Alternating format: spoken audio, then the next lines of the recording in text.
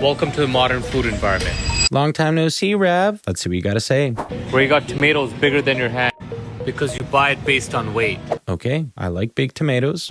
You got engineered pineapples that are designed to be sweet more than usual, so you keep buying more food. Sounds like a very enticing reason to buy a pineapple. You like sweet things, I like sweet things. We'll purchase it. Sounds good. Strawberries are bigger and more calories than ever So far we got sweeter and bigger. That's incentive to buy more fruits. Sounds like a good thing to me. compared to wild strawberries. Yes, because wild strawberries are not being sold for money because nobody is adding fertilizers or anything to them or watering them regularly. So there is no way to actually ensure that they are growing consistently. Not everything in the wild is better. The wild strawberries are $6.99. Those are not wild strawberries, those are organic. If they were wild, then by definition, they would not be farmed. The engineered strawberries are $4.99.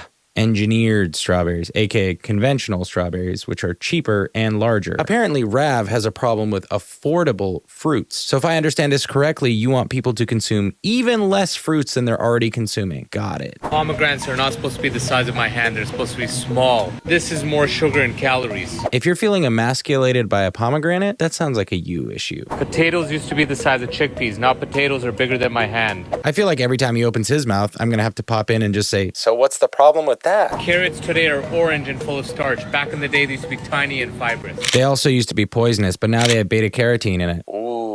For $6, you get oat water. That's 20 grams of carbs. Yes, Rav, because oats have carbs, but also traditional milk has carbs. But oats are a literal carbohydrate. They're just made to be a plant-based alternative to milk. Shocker that it has carbs. Which is more expensive than real milk, which is full of protein and healthy fats. I mean, look, regular milk is perfectly fine, and I have nothing against regular milk. And yes, that price is reflected as being cheaper. They're just different products. Oat water has no nutrition. It's just starch water.